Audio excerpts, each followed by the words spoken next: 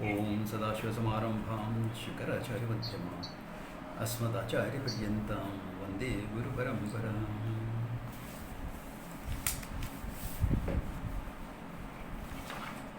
The recording back.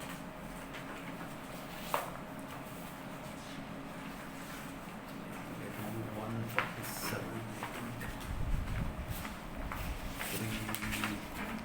147. Yeah.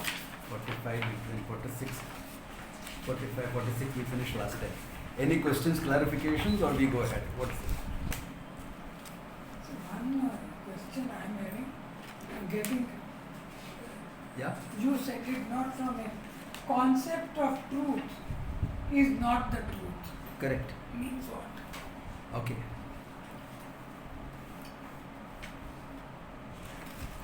What is the truth of this kurta? Cloth. So cloth is the truth here. Within this limit we are keeping it. So kurta is a concept. Okay. Correct? It was conceived inside someone's mind and then it was made. So it's a concept. Now, is kurta the truth here or cloth is the truth here? Yeah, concept of So you see that concept, yeah. Now, this is actually functionally valid concept. Now there can be functionally invalid concepts also. Like the flat earth or rope snake. They are concepts, but they are not the truth. Some are functionally valid, some are invalid. Yeah.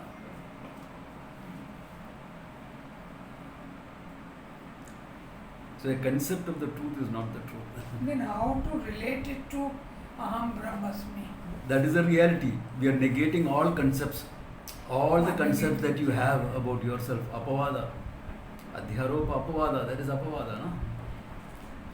Yeah. Your roles, your this, everything. Vedanta Sararambha. You all are doing that, I think, in Swami's class right now.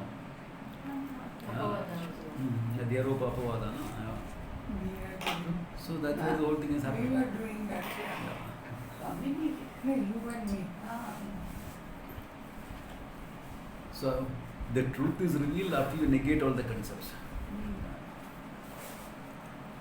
Swamiji, there we should be able to say I am also a concept. Yeah, exactly. All my role, what I taken myself to be is only a concept.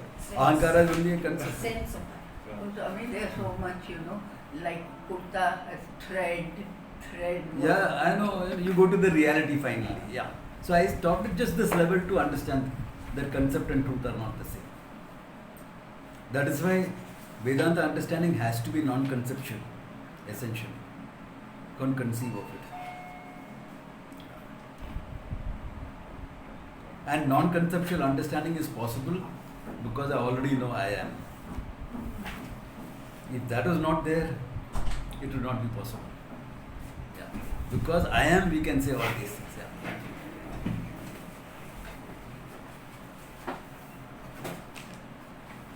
Swamiji, Yeah.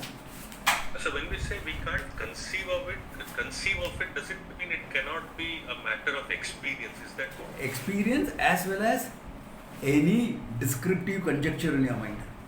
Okay. Descriptive conjecture. That's why we use words like lakshyartha, not shabdartha and all that.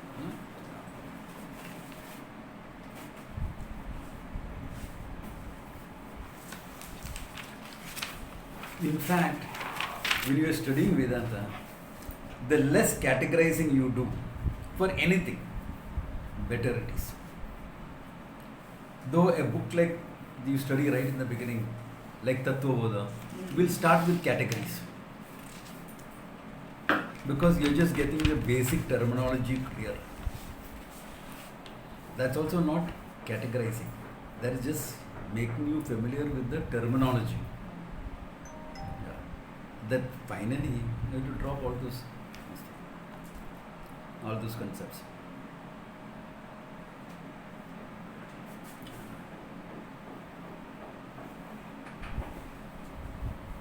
Any other questions or go ahead? Sure. Now, he's coming back to certain basic rules of interpretation, etc. Okay.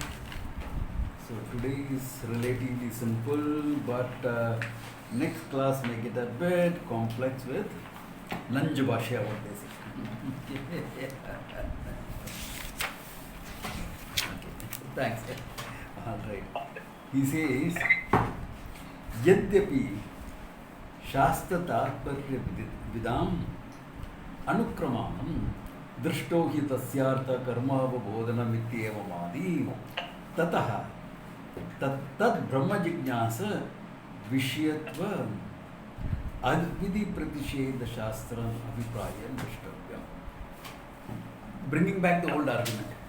Okay, bringing back the old argument that the role of interpretation, actually it's a quotation from Shabara Bhashya. Drishto hi tasyartha karma avabodhanam. Tasya vedasya arthaha drishtaha. Meaning is very clear for the Veda. What is that? Karma avabodhanam. He says, ityeva madi tat dharma jignasa vishyatvadi vidhi pratisheda shastram abhiprayam drishtavyam. He says, this we will restrict it to only vidhi pratisheda vakya, not anything else. Okay? It's very interesting. In Shabra Bhasha he says, Drishto hi tasyartha karma avabodhanam. Because what is the pramana supposed to do? Give you knowledge of things. So it gives you knowledge of karma. It's up to you whether you want to do or not. Who does Vedic karma nowadays? Any? Except for something like marriage and death. So sometimes it can be protect, you see, and sometimes you just imagine. No, it is known indirectly. Indirect, what I mean. Not indirectly, yeah. So that is true. But karma avabodhanam he says. Punya papa avabodhanam. Karma comes in at a later stage. First knowledge. Okay. Because the pramana's fundamental aim is knowledge. You can't really say a pramana impelled me to action. Laukikam Vedikam cha. I saw something, I instinctively acted. That instinctive action was based on something other than just the data. You saw a bus out of control and a child in the way. You rushed in and saved the child. Your data only gave you information, this is what's happening. Action, etc. was based on your value structure. Your chodana. Knowledge was not chodana. Knowledge, then emotion, desire, all those things played a factor. Therefore, pramana is only supposed to give you knowledge. Karma avabodhanam, fine. In the first section, karma avabodhanam. But then, Mimamsakas try to use this argument to say that anything other than karma is not useful. So that is dismantling now. Yeah, that is dismantling now. So who says anything not doing karma is not useful? Yeah, that's a Mimamsaka view. The Uttara Mimamsaka view is not doing karma, what is the use of it? See, this karma orientation is high because in the world it is true. As far as the world is concerned, it is true. You may be the greatest engineer in the world. What have you done? Nothing. What do you get? Nothing. Simple as that. Yeah. Greatest business expert in the world. But poor. Why? कुछ करता नहीं है. At least कुछ consulting करो ना. Something has to be done. Na? Yeah. Therefore, in the world this is true. Therefore, that orientation is very high. That is why so much of karma nisheda is taking place. The next text we do is even more. Naishkarmi siddhi. Establishment of Naishkarmi. Yeah. It's even more. Yeah. So, because of that orientation. And that orientation is valid for the first portion of the Veda. Because first portion of the Veda is Dharmartha Kama. Dharmartha Kama is limited. Since Dharmartha Kama is limited, so anything limited means action is necessary. If it is limitless, you don't need action. You can't have action into the picture. But a limited goal needs action. Good, bad, ugly, it doesn't matter, it needs action. Yeah. That is why that rule of interpretation. Param chet jnatavyam, aparam chet kartavyam. If it is absolute, limitless, jnatavyam. If it is aparam, finite, kartavyam. You have to do something about it. Won't this fall back on them, Swami? Won't this fall back on them? Because then if you don't do any karma, then Correct. the first portion is also no use. Yeah, correct. So you see, that's why we do. Why? Because there are some vidhis which says until your death you are supposed to do karma.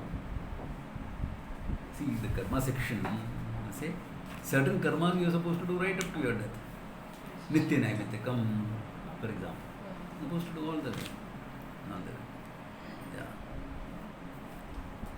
But then the same Shastra releases you from that. If you are a Vani, certain things can be handed over to your son. To the next generation, it can be handed over. Certain karmas. Even then, certain upasanas, etc. Now, freedom from that itself comes when you take sannyasa. Yeah. That freedom from that. So, the same Shastra releases you from the whole thing also. Okay? It's important to understand that.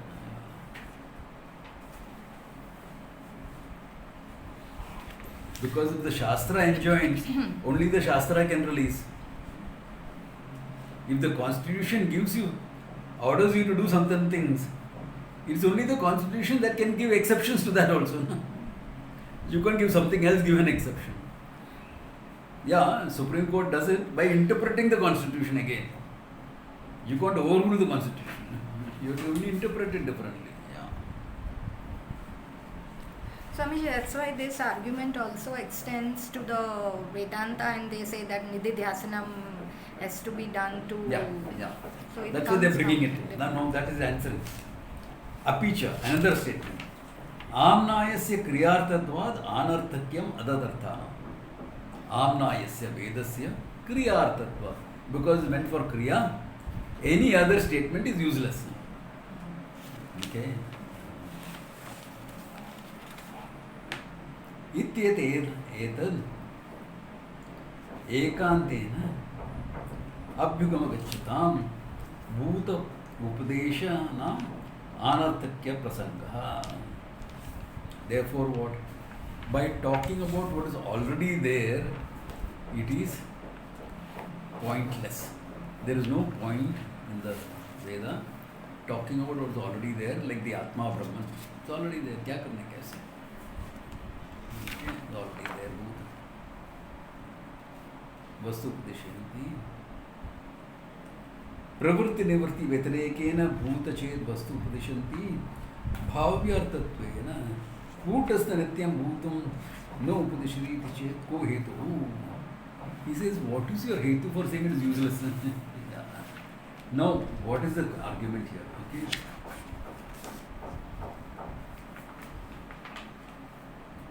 Okay, let's go ahead, then we'll see that.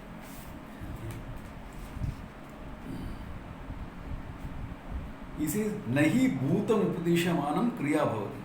His argument is this. By talking about an existing thing, it is not going to do any kriya. What can you do with your Atma? Nothing. Avyavaharyam is a definition. So if avyavaharyam is a definition, no vyavahara is possible. Kya karne ka? So now this is to be countered. Akriyete bhutasya क्रिया साधनत्वात् क्रियार्थः एव भूतोपनिषत् इति चेत् नैष दोषः. He says, but the same problem, if you extend it too much, आम्नायस्य क्रियार्थत्वात्, does your Veda talk about ghee? Does it talk about avis? It talks about it. They are all bhuta vastus. Okay. Now, if you push your argument too far, they will become useless. So there you are compromising by saying, since it's connected with the karma, it is useful. It is meant as offerings, etc. Okay. He says, Naisha doshaha, because kriya sadatvepi, kriya nivartana shakti, avastu upadishtameva kriyartatvam na prajayet. He says, the whole thing is revealed as part of karma. Therefore, by ekavakyata. Now what is ekavakyata? Agnishtomena yajeta.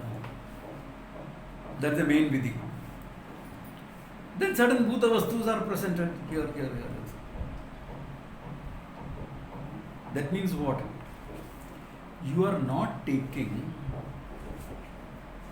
that amnayasya kriyartatvat literally. Because it's talking about bhuta vastu, but because it is connected to the kriya, you are making that connection by saying it has to be used in a kriya. The Shastra is talking about bhuta vastu. So even in your section, there are statements dealing with bhuta vastu. Heaven exists or not? It exists. Bhuta vastu. Because it's a bhuta vastu, you can give a kriya to reach it, isn't it? So that's an independent statement. The bhuta vastu is there also. So he says you can't push that argument too far by saying anything other than connected with kriya is useless. You are making that connection. Alright, and not only that, he says we will come back to it.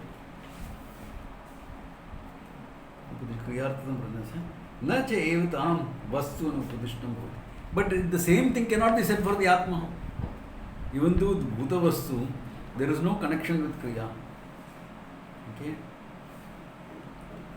He says, Uchyate Anagavat Atma Vastu Padeshena Tasyeva Bhavatum Arhati Tad Avagamya Miktha Jnanasya Samsara Hetu Nivarti Prayojanam Kriyataha Ityeva Vishnu Kriyasya Sara Vastu Rupa Padeshena.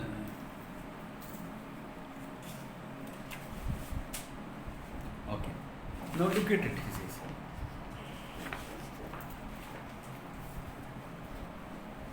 And Pramana or the Veda should reveal things which are useful. Pramana's job is to reveal. Now the question is it useful or is it not useful? Is there phalavat arthavat? We have seen this argument before also. Is there phalavat arthavat? It is useful for something or it is useless. By revealing the Atma, he says, what is happening? He says, Anavagata Atma Vastu Pradesh. By revealing the Atma you don't know, okay, Tatteva Bhavatam Arhati. You are revealed as that. Tat Avagamya. By understanding that, Mithya Jnanasya, the Mithya Jnana, the erroneous conclusion, Samsara Hetu Nivartihi Prayojanam Kriyate. Therefore, there is a result. What is the result? Mithya Jnanam is gone, your Adhyasa is negated, Ajnanam is negated, and therefore your Samsaritvam is negated. Okay? Ityeva Shashtarthatvam Kriya Sadhana Vastu Padeshena. So, what is the thing? By doing a Kriya, you are getting phalam, isn't it? So, the Pramanyam for you is that you are getting phalam. Therefore, phalavat arthavatvam is there in the Upanishad also. even though there is no Kriya involved. Even though there is no Kriya involved, Phalavat Arthavatvam is there. Now look at the trend of the argument. One, Bhuta Vastu is there in both. In one, Bhuta Vastu is connected with Kriya. In the other, Bhuta Vastu is not connected with Kriya. Correct? But the Kriya becomes important because Phalam is there. Jnanam because important because Phalam is there. He says, you don't always need a Kriya to get Phalam. He says that later on also. You don't see, says, yeah, that a Kriya to get Phalam. You get a WhatsApp message. Your wife is in her mother's house. A child is born. You have become a dad. Bhuta Vastu, no? You knew she was pregnant. You know she is going to deliver. But then you got this message. I'm happy or worried, whatever. New role, I don't know how to be a dad. The idea is that by revealing the Bhuta Vastu, there is Phalam. An existing, Bhuta Vastu meaning existing. There is Phalam, no? Yeah. There is Phalam. It is not that a Bhuta Vastu revelation goes without Phalam. So many things. You went for a test, medical test. No malignant cells found. What a relief. What a relief. Bhuta Vastu, no? In fact, Abhava Vastu. But still, it gave you Phalam. So the idea is this, that Phalavat Arthavatvam is what is important for a Brahma. So the Veda, Phalavat Arthavatvam is what is important, not necessarily Kriya. All those rules, Drishto, Tasya, Karma, Bodhanam, or Amnayasya Kriyartatvat, all these are rules for interpretation in the first section. Here there is an attempt to extend it to the second section. Because Veda is one. The idea is this. And this we accept. Veda is one, we have to accept it. That's why Upanishad also becomes Pramana. At the same time, we spend a lot of time establishing Bhinna Prakarma. Separate Adhikari, separate means, separate Phalam, all that. Because that Prakarna Veda has to be established. That's why even the name Vedanta becomes important. It's a positional name. All philosophical names, the meanings you give out of that is conjecture. It's conjecture. You can take a picture. But the main thing is Bhinna, to establish Bhinna Prakaranam, separate section. Therefore the name is positional. So, Veda Vedanta. Swamiji, I have a question. Can Shoot. So, how do we correlate this with, because Phalam is there, Mithya Jnanam is Negated, gone, yeah. negated. I know I am Atma. But then in that there is Akhandakara Vritti where there is no Agree. Phalam. But Phalam is there, na? You are Ananda after that. Your Samsara Nivritti has taken place. Ananda Avapti has taken place. So whether it's Akhandakara Vritti or whatever, these two facts remain. Na? Samsaritvam negated, Ananda Vapti. That sense of fullness that you are. Yeah. Therefore, Phalavat Arthavatvam is there for the Veda. Yeah, it doesn't matter Kriya, not Kriya. See, that's what makes Vedanta peculiar. And that's what makes it a bit difficult to understand also. Because it's completely different from anything that you studied in your life.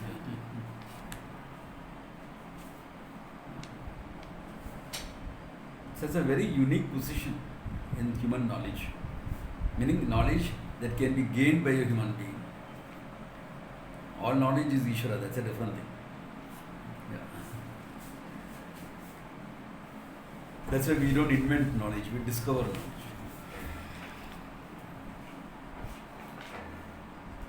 So the whole argument is based on this extension.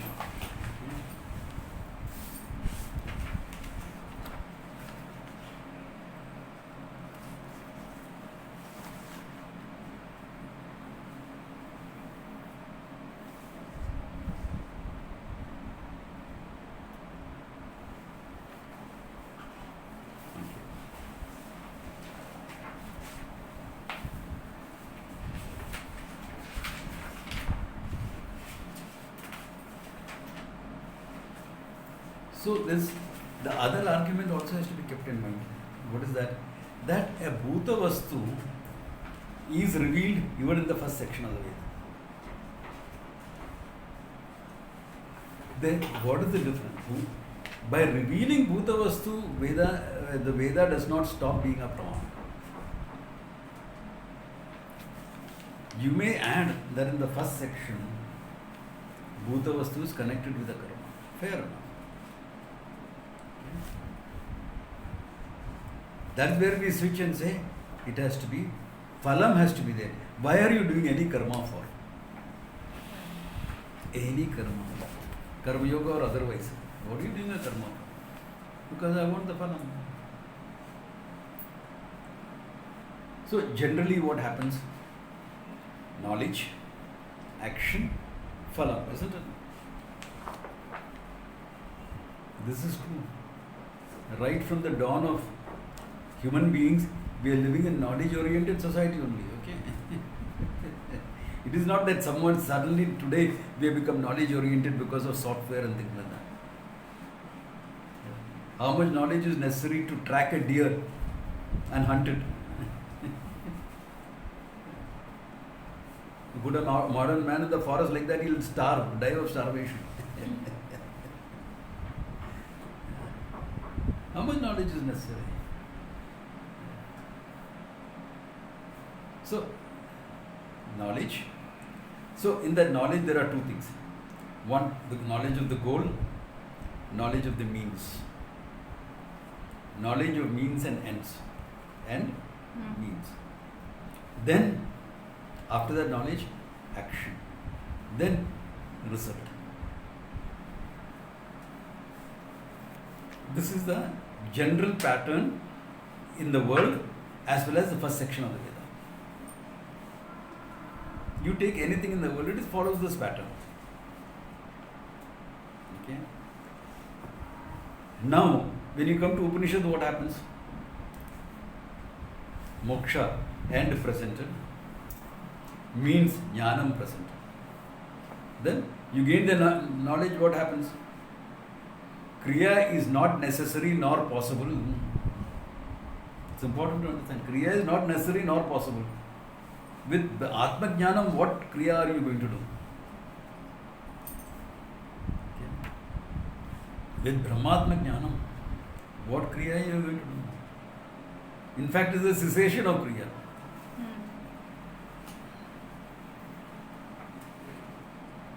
But Phalam is there. Samsara Nivarti, Ananda Avapti. Dukkha Nivarti, Ananda Prapti, in short. So, even though it doesn't follow the normal pattern, what it does is it jump that step of Kriya. Straight. Phalam. You don't have to do anything. Are you getting the trend of the whole thing? And that's important. The problem comes because of our sadhana-oriented approach.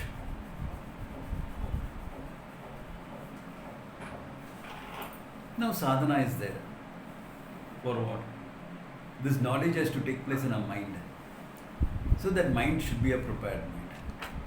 So for preparing the mind, there can be hundreds of sadhanas. Anything can become a sadhana. And that is where the beauty of our ancestors came into the picture. Why? See, there are a lot of sadhanas to prepare the mind. I can put you all through a breathing and meditation practice.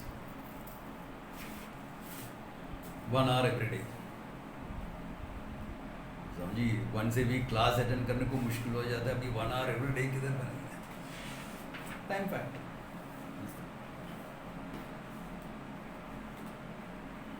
So the beauty is, they converted your whole life into a sadhana.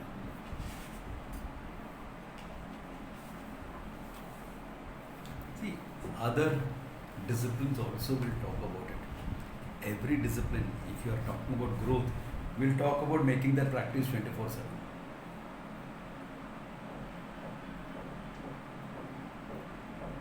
Mindfulness, this thing, etc. Certain things are valid, you can make it 24/7. Certain things are specific practices, you cannot make it 24/7. The practice of asanas, for example, can you make it 24/7? At the most you can say, no, when you sit straight. Sit straight, chin in, neck upright, then expand shoulders, drop your scapula. Yeah, that's the position. And then slightly pull in your belly button. ये क्या constantly हो सकता है क्या? When you're eating food, can you do this?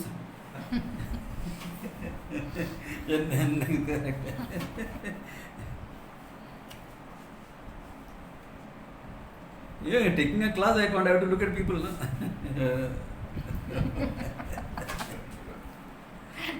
Even there, you can't make it 24/7. Traveling, you can make it. But be careful. It's a better, and suddenly you bump on the rickshaw, goes to a bump, you have a problem with your leg. So, you can't make even a simple thing like this. Okay? This is a classical yoga posture actually. That dropping the scapula, nobody talks about. That's a little advanced version of the same thing. Yeah. So,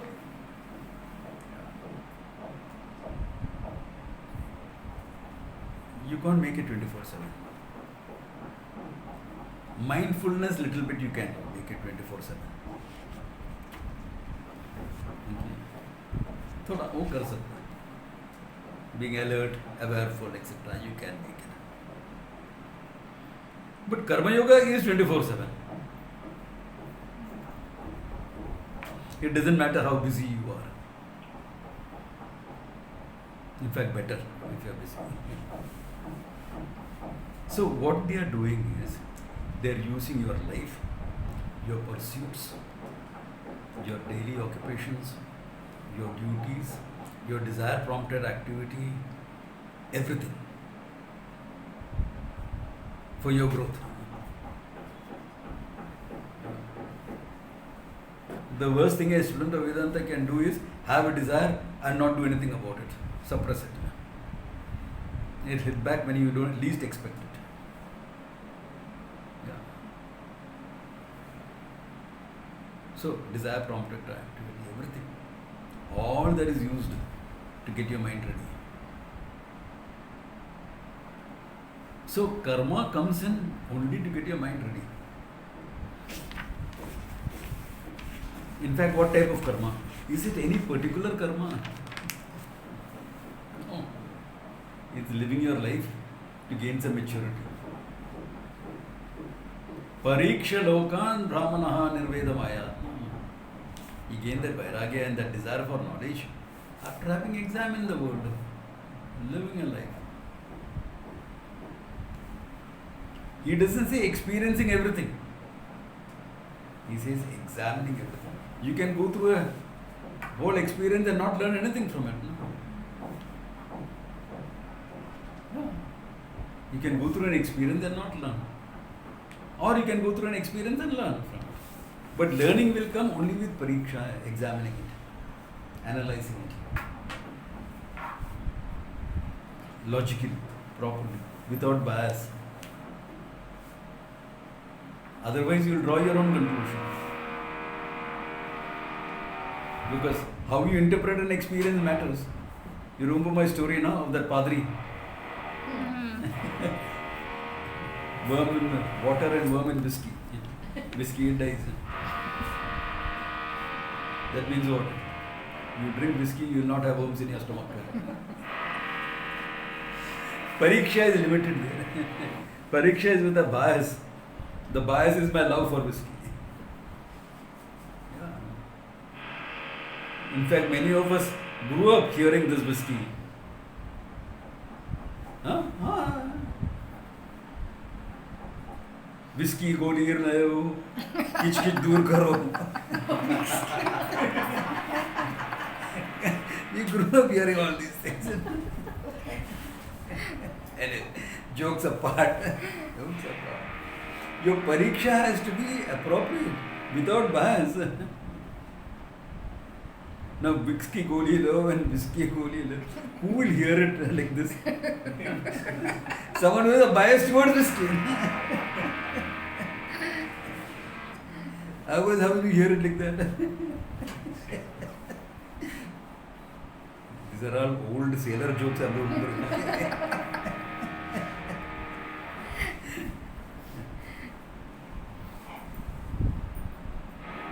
So, examining life without your biases, or understanding there is a bias and compensating for that, correcting it. So there, because if you are living a full life, you will be forced to connect. Intelligently, if you are living, you will be forced to confront your biases. If 10 people are telling you are a control freak, you better examine it instead of blaming others for it.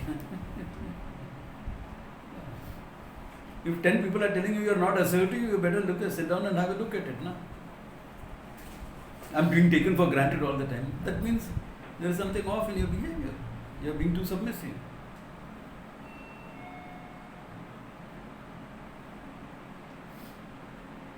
People don't like to be my friend.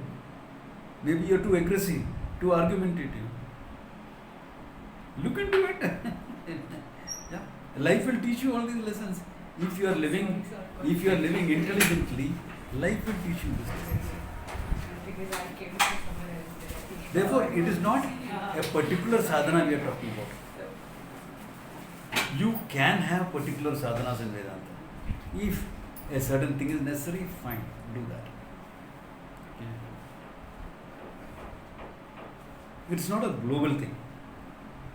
It depends on individual requirements. No two people in the same class will be given the same sadhana. There are certain things common given, that's okay. Karma yoga is common. Some japa, dhyanam, etc. is common. Most of the time, that is enough. Therefore, as far as getting the mind ready, yes, there is some sort of karma, more than karma. Living your life and an attitude with a particular attitude, etc. has become necessary. The learning attitude, clear thinking, etc. Those are what becomes a sadhana. Apart from that, what sadhana is there in Vedanta? The primary sadhana. Primary sadhana is learning, knowing the truth.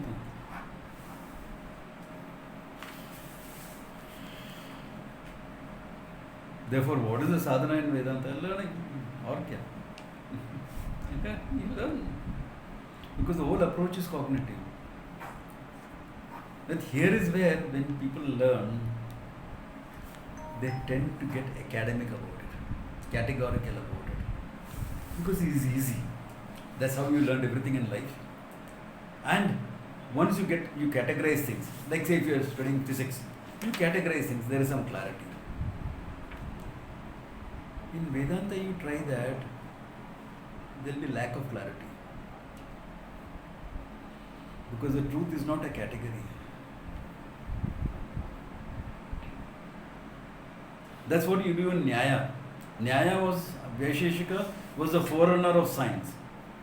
So there you will categorize. When you remember when we studied the Tarka Sangraha, there is categorization.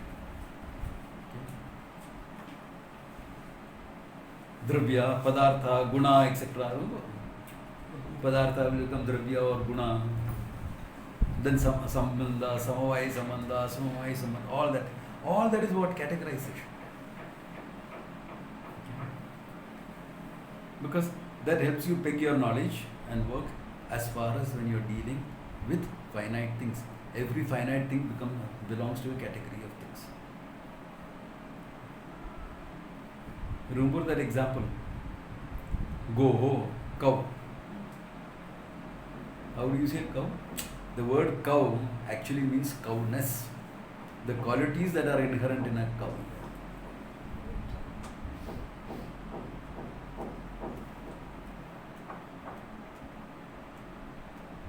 Because there will be some common characteristics irrespective of what breed the cow is about.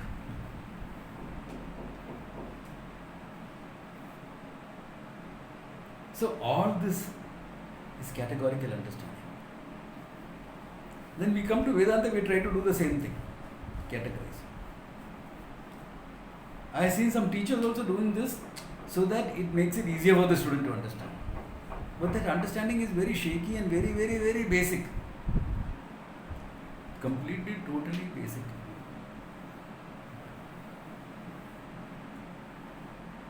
Because we are talking about Nirgunam Brahma, which has got no qualities in it. Therefore, no categorization. They would appreciate that you need a mind which is special. A mind that can think without categorizing. Why am I saying so much? Because you will come across, when especially Mandukya Karika also. Oh, it is Ajatavada, it is Jatavada, Ekajivavada, Aneka Jiva. What nonsense are we talking about? What do you mean one Jiva? One Jiva is Ishvara, Ishvara is not a Jiva. So how can you have Ekajivavada? Aneka Jivavada is not a Vada, it's your experience. There are so many Jivas around. It's not a Vada. Vada is a theoretical framework.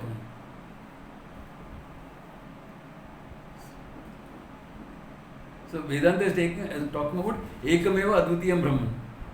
That's only Vada that is there. How can you now categorize so many different? This is an academic approach, a categorical approach.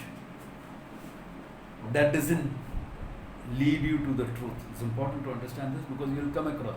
Now that you are getting into texts like this, getting into Naishkarma Siddhi, etc., you will find all this terminology coming up. Even Vedanta Sara will use some of this terminology. We saw that in Vedanta Paribhasha also. One or two places that terminology came up. It's important to understand it is not a Vada, just a standpoint.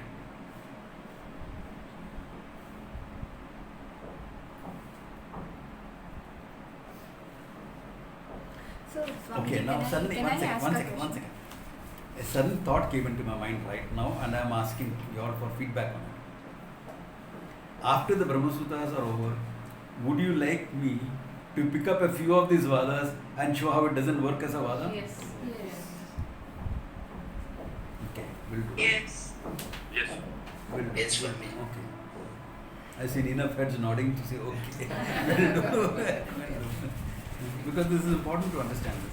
This categorical understanding I want to discuss. See, even in comes to students, there are expressions used. Manda, Mandevadikaris, etc., Uttamadikari, Mandadikari. They are non-judgmental terms. Why are you saying it? Hey, this person requires some more explanation. If I require more explanation, more logic, etc., then I am a Madhyama or a Mandadikari. Why? Somebody understood it without all these elaborations. So it's more of an evaluative term than a categorization. No teacher categorizes, oh, these people are like that, these people are like that, these people have to be handled differently. No. You teach and you look around, getting it, not getting it, okay, elaborate, okay, elaborate, okay, elaborate. That's how it goes. And where are you getting this thing? You remember Kena Upanishad? Yes.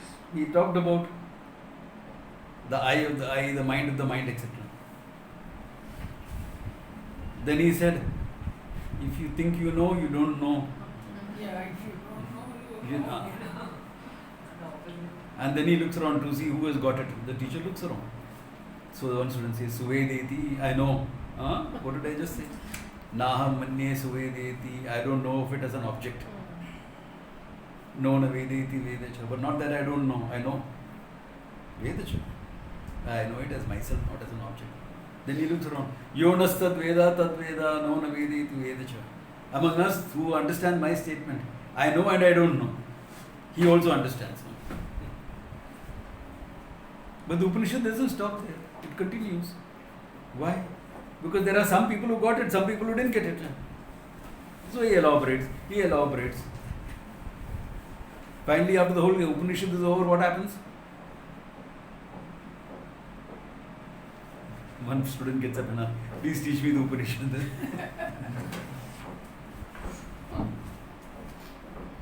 After the whole Upanishad is over, he is saying, please teach me the Upanishad. That means he requires some sadhana.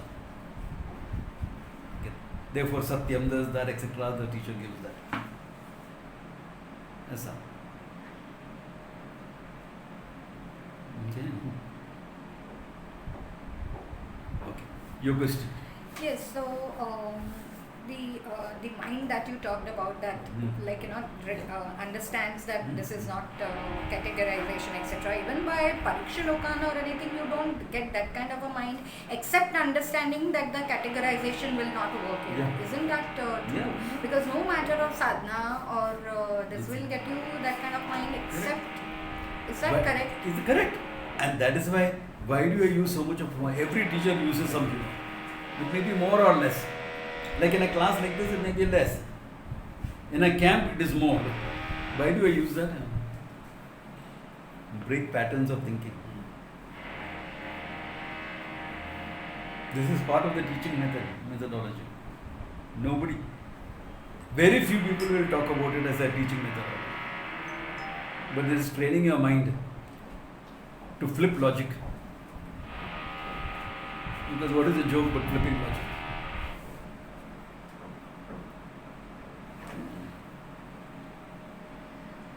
So that's where japa helps to. Japa etc. is for Antkarna, Naishalyam etc. But it doesn't help you to flip the logic. Flip the logic. That doesn't help. It helps you to center a bit on yourself. So what happens once you are centered, then you know there are n number of thinkings. Many of you have not sat down for my thinking workshops, where I make the same thing. Maybe next camp we should do. I should So do this. flip the knowledge means what? Flip the logic. Logic. Means what? You go on a certain pattern, Okay. and then when the joke is said, it's completely ulta. No? Look at a simple joke, so to understand what's happening. Okay? One gentleman from Punjab is walking two huge dogs on the road, Dogs, okay. and says, "Salam, बढ़िया कुत्ते हैं, इनके नाम क्या है? शेर सिंह, इनके नाम क्या है? अवतार सिंह, और आपके शुभ नाम Tommy." Can you get the idea? You're logically going all great names, and then suddenly the whole thing is flipped around. Yeah. It's silly joke, but in that silliness also there is a flipping of logic taking place or not? Can your mind do that? Not in a joke, not in serious learning. So if you train the mind enough, anyone who has a sense of humor will understand Vedanta well. Not for sarcastic people only. Yeah. So the whole thing goes like that. So, like, you center on yourself. Look at your thinking. Different patterns of thinking you can make. Try something right now. Okay. This is a pen I am holding in my hand. Very clear. Yeah. Pen. Now, let your mind think on what is factual. Describe the pen factually. Factually describe it. Come on. Blue color. Okay. Blue, white and blue. Huh? blue, white, and down to the Blue, white, and again. blue. Yeah. Cylindrical in shapes, Yeah, 5 ball inches pen. in height. Small size, exactly. Now, think of the same thing creatively. What I can do with it. Creatively. I can Right. use it as my Judah pin. Okay. Right. Yeah, to hit somebody. Why are you sleeping in my class? Yes. Chunky is too easy. You can use as a book divider. Exactly. Divider, book, creatively. Think of it negatively. What are the drawbacks? If you It will drop stain your it, shirt. I know. It will stain your shirt. Stain your shirt, It is leak. leaking. Yeah. It can dry up. Think of it positively. Right. Right. No, as he said, like, you Can can. make notes. You're still stuck on the creative. Now I'm forgetting that. Creative ho gaya, abhi positive. You can use it for writing. Now can you see what I'm trying to do? Same thing. Your thinking patterns are changed. Very good exercise for problem solving. For those who like to read, there's a book on lateral thinking that came out, Edward D. Bono. He was. Most boring book I ever read in my life. I have read that. What a mess he makes of that. But then later on he came with another book, 6 Thinking Hats and 6 Action Shoes.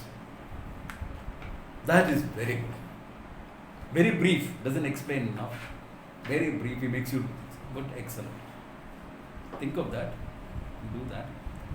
I think it is there on my website also, some of those points are there, I'm not sure. I mean, I've done this workshop for individuals, for companies. different colors, no purple, then Yeah, yeah. green, Thinking. yellow. He just uses that for a coding, Yeah. just to code it, yeah. Put on your yellow hat, put on your Yes, black yes. hat, etc. Significance of each Yeah. is different.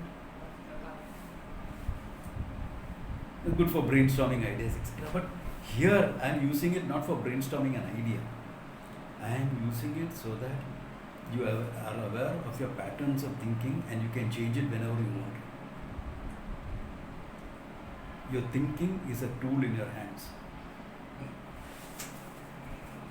Different disciplines of knowledge require different styles of thinking.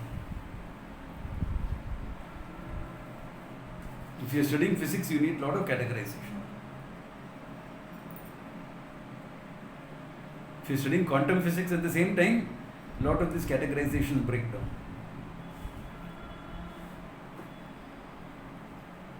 If you are studying law, huge amount of categorization. Huge. It's all categorical only. Sections, subsections, I know. exceptions. And you can't help but being argumentative when you learn law. It goes with the territory. Then so many amendments. I know. So many acts. So each discipline of knowledge requires its own way of thinking. Vedanta involves a lot of non-categorical thinking, which you rarely come across. You rarely come across in life, unless you have studied quantum physics or something like that. That also there is categories, but it is not watertight compartments. So to break patterns and understand it becomes important. That means what? Try to pick up something, try to learn something. Forget the categories.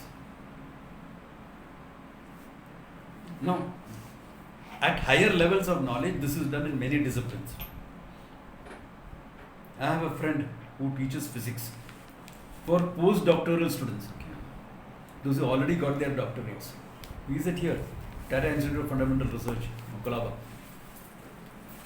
Dr. Krishnan. He looks more like a wrestler than a physics professor because he was a wrestler in his school. He was my martial art partner. We used to practice together. 6 feet tall and 100 kilos. So you couldn't block his kick with one hand. You needed both hands to block it. Or what I used to do, evade the blocking, evade the kick. Kick comes, I'm not there.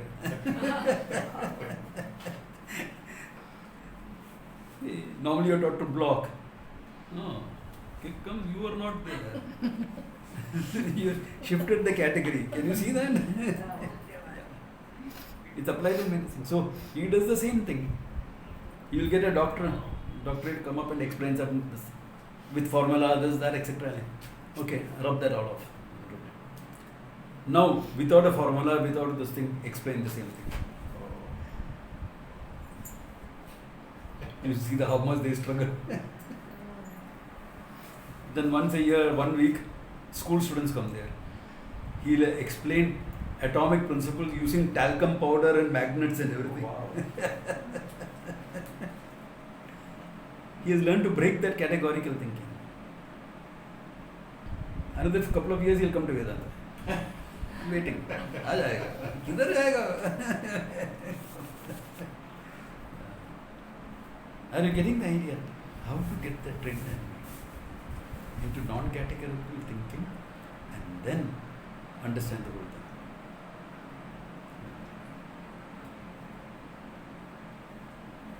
So with that, okay. So when we take the also okay, all that is fine. Okay. Then he is coming to the Vidhi and Pratisheda Vakyas. For Pratisheda Vakyas, Brahmanana, Hantavya, etc., those type of Vakyas, he first goes into a little bit of a discussion which we will see, okay, in the use of the word nanj. Nanj means na. Na or a is used in the sense of no. Okay. The various nuances of that he will explain, and then 157, I think, na?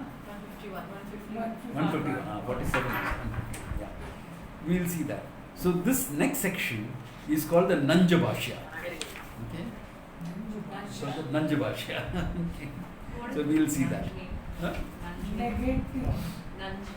Nanj meaning no. Na, the alphabet na used or a used. Abhavaha, na hantavya, like that. Those type of statements. So that, but that we will see elaborately next class. Okay? Yeah? Before that. The moment you drop your categorical thinking, Yeah. limitlessness understanding becomes very easy. Exactly. What prevents you from understanding limitlessness is categorization. Yeah. Creativity then increases. Yeah. It's broadening your mind.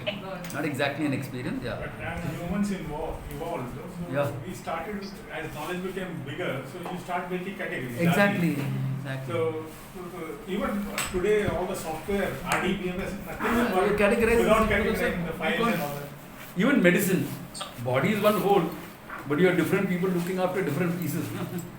Then who's going to put it and give a holistic view? That's what is missing in medicine today. Someone, the olden days, the GP used to do that, to give you the holistic. Nowadays, it's too advanced for the GP. So then you need somebody who's medical medicine to do this, to give you the whole picture. Because nothing exists in isolation in the body. It's the same way, holistically. So we will see that elaborately. See, when breaking the conditions help, when you have no conditions, then that is okay, this is okay, because your mind has no specific conditions, But sometimes you use conditions to break conditions. like using Tai Chi conditions to break one condition for another condition. Exactly. That itself becomes a condition. Yeah, but then you can still use it. Still. Karma Yoga is what is the condition? But you're using it to break a condition. Break the Yeah. So we will see all that more detail next time. All that.